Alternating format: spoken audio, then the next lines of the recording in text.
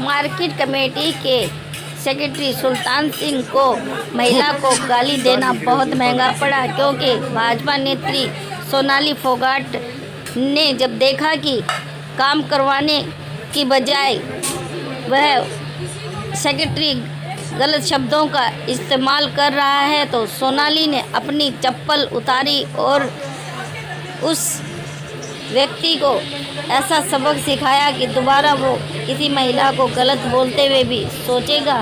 क्योंकि आप देख रहे हैं कि सोनाली जब उसे पीट रही है तो वो बार बार कह रही है कि तुम्हारी हिम्मत कैसे पड़ी मुझे गलत शब्द बोलने की, और सामने वाला शख्स भी अपने के की माफ़ी मांग रहा है।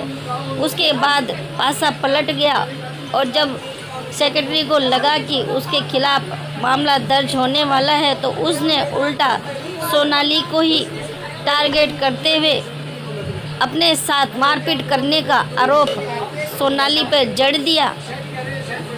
आप देख सकते हैं कि वीडियो के अंदर स्पष्ट दिखाई दे रहा है कि जिस वक्त सोनाली उसको चप्पल से पीट रही है उस वक्त एक पुलिसकर्मी भी वहाँ पर मौजूद है। अगर सोनाली फोगाट गलत होती तो शायद वह थप्पड़ ही नहीं मारती और ना जूते से सेक्रेटरी की पिटाई करती।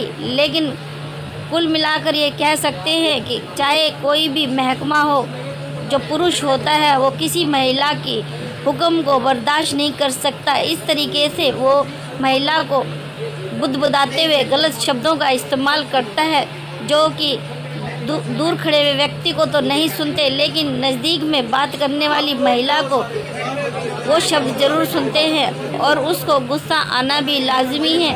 क्योंकि सोनाली इतनी भी अनपढ़ नहीं है कि वो बेवजह इस सेक्रेटरी को जूतों से मारेगी।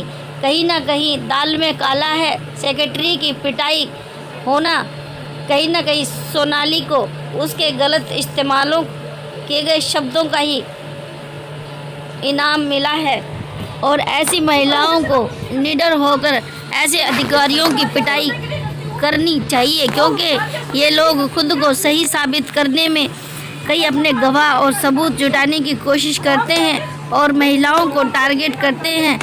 पत्रकार महिलाएं भी ऐसे लोगों के बहुत शिकार होती हैं, क्योंकि ऐसे लोग महिलाओं को गलत बोलते हुए देर नहीं लगाते हैं, लेकिन उनका बोलने का जो अंदाज होता है वो इतना धीमा होता है कि दूसरे व्यक्ति नहीं सुन पाते और वो बहुत ही निहायत गंदे शब्दों का इस्तेमाल भी कर जाता है।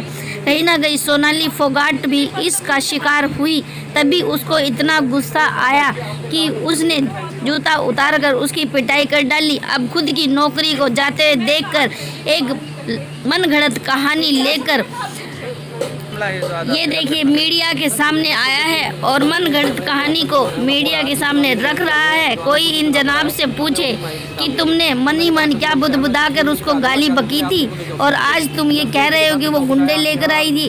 अगर ये गुंडे लेकर आई थी तो तुमने पुलिस को फ़ोन करके इन्फॉर्म क्यों नहीं किया कि सोनाली फोगाट अपनी गुंडों की टीम लेकर आई है और वो मुझसे जबरन काम करवाने की कोशिश कर रही है या मेरे साथ गलत व्यवहार कर रही है। तब तो ये माना भी जाता है कि आप सही हो। लेकिन जब आप किसी महिला को गाली गलौज करते हो और खुद को ही फिर दूध का धुला साबित करते हो तो आप पर सवाल उठने लाजमी है। खरीद क्यों नहीं करे चने की में हैफर ने खरीद करनी है, मैंने खरीद नहीं करनी, मैंने अपनी तैयारी पूरी कर रखी है मैम। तो उन्होंने क्यों रिजेक्ट कर दी हैफर ने? मैंने कहा कि शेड नहीं है, उन्होंने कहा कि शेड की वजह से वहाँ चना भीग जाएगा इसलिए हम खरीद नहीं करेंगे। एजेंसी ने लिख के दे दिया है, एजेंसी का काम है जी, हमने अपनी तरफ से पूरी तैयारी करके है। पूरी बारासमंद में और भी समस्या है, आप चलोगे मंडी में? मैं चल पड़ता हूँ। मैं जैसे ही यहाँ गेट के बाद सर सामने गया तो 6-7 लड़के और खड़े थे, यंग से लड़के 20-21 साल के। तो मैंने सोचा नॉर्मली इनको मिलने आए होंगे, कोई मेरे पेट पाप नहीं था, कुछ भी ना मेरे मन में बहम था कोई।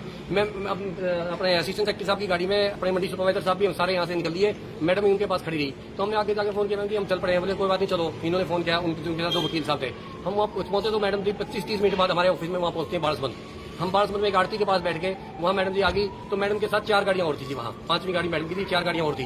रास्ते में इन्होंने 25 मिनट लेट पहुंचे तो उन्होंने किसी को बताया होगा, हमें नहीं पता किसको बताया, किसको नहीं। 5 गाड़ियाँ वहाँ तक हो गई थी। तो हमने मैडम ने कहा कि खरीद के बारे में बात की तो सारी खरीद के बारे में बताया, सब कुछ बताया। मैडम ने कहा कि शेड बनवाओ। मैं जेई से बात करता हूँ, मैं भी बुला लेता हूँ। जेई को मैंने फोन किया तो छुट्टी थी, जेई साहब नहीं थे। मैंने कहा सब कुछ मैं नोट कर लेता हूँ। जयपाल जी ने सारी समस्याएं नोट करी, 2 यूनियन भी बनाने हैं, वो बोले यहाँ फर्स्ट टूटा हुआ है। मैं क्या मैम जी 1972 के बाद मंडी पहली बार टेम्परेरी मंडी चालू की है ये, और शेड बनवाने के लिए हम दिख देंगे सरकार को, कोई दिक्कत नहीं है, हमने सारी बातें ली थी। तो मैडम जी एक बोली एक तरफ आओ आप, उनके साथ 2 आदमी होते हैं, शेड की तरफ आओ, जहाँ 10-15 कदम हो गए तो वो बोले सब पीछे हट जाओ और अकेले बात करेंगे मैडम इनसे। तो मैंने फर्श के बारे में बताने लगा, उन्होंने कहा कि मेरी तरफ मुंह करके बात करो। मैंने मैडम की तरफ जैसे देखा मैम जी इसी तरह फर्श बनवा देंगे। तो उन्होंने कहा कि आप मेरे को जानते हो, मैं कहती आदमपुर से चुनाव लड़ा है, मेरे को बताया था आपने, मैंने सारी बातें नोट कर ली, कोई दिक्कत नहीं है जी, सारे काम करवा देंगे। बोले आपने चुनाव में मेरी खिलाफत क्यों की? आदमपुर में मेरी कोई रिश्तेदारी नहीं है, मैं प्रेस मीडिया के सामने कह रहा हूँ, आदमपुर में मेरी कोई रिश्तेदारी नहीं है, मैं आदमपुर के विधानसभा चुनाव में कैसे जाऊंगा? मेरे को ये भी मैंने कहा मैडम जी आपको किसी ने मिसगाइड किया, चुनाव के बाद इतने दिनों बाद आप ये ब्लेम लगा रहे हो। तो उन्होंने कहा थप्पड़ मारा मेरे को कि गाड़ी दे रहे हो आप मेरे को। मैंने कहा गाड़ी नहीं थी मैम, मैं थप्पड़ लगते चारों तरफ से 7-8 लड़कों ने मेरे को मारना पीटना शुरू कर दिया, बेशुमार। मैं बिल्कुल निडर होकर खड़ा था, मैं गिर गया अनफान में, फिर मैं वहां से भागा, एकदम उसी दुकान में भागा। दुकानदार को कहा बचाओ, मैंने तो कुछ कहा ही नहीं। दुकानदार ने भी कहा इसको नहीं कहा मैडम ये गलत कर रहे हो आप, कि क्या हो गया ये क्या हो रहा है? तो सर वहाँ मैडम जी खड़े हो गए, गुंडे वो चारों तरफ दूर खड़े हो गए, और मैडम के साथ 2 आदमी थे, उन्होंने वीडियो बनानी शुरू कर दिया, चप्पल से मेरे को मारना शुरू कर दिया अकेले। बोली मेरे को गाड़ी क्यों दी? मैं क्या मैम जी मैं उस वीडियो में भी कह रहा हूँ कि मैंने कोई गाड़ी नहीं दी मैम जी, मैंने आपके सारे काम थे जो नोट कर लिए हैं सारे के सारे। और फिर ये वो इधर थाने की तरफ आ गए, पुलिस को फोन करते, पुलिस वहाँ पहुंच गई, पुलिस ने मेरे को छुटवा दिया, मेरे को जिप्सी में बिठाया, मैं थाने की तरफ आ गया। थाने के बाहर मैडम मेरे को बाहर लेगी। मैडम ने यदि मैंने कोई गलत काम किया था तो थाने में एफआईआर दर्ज करवाती। मैडम मेरे को बाहर ले जाके उन्हीं गुंडों के द्वारा एकदम बोलिए आप लिख के दो कि माफीनामा लिखो, तो उन गुंडों वाले गोली मारेंगे। मेरा पसीना आ गया एकदम, मैंने वहाँ एकदम लिख के दिया कि मैं उन्होंने लिखवाया 2 बार अपने आप कटवाया। तो लिखवाया बाढ़ संबंध मंडी में मैंने जो बदतमीजी की उसके लिए मैं माफी मांगता हूँ, मैंने लिख कर दे दिया। मैं ठीक है ये तो छोड़ दो मेरे को, मैं सोचा अंदर थाने में जाकर घुस जाऊँ किसी तरह मैं, थाने से बाहर बुला लिया मेरे को। फिर मैडम बोली मैं तेरे को कुछ नहीं कहूंगी, ये बात किसी को बतानी नहीं।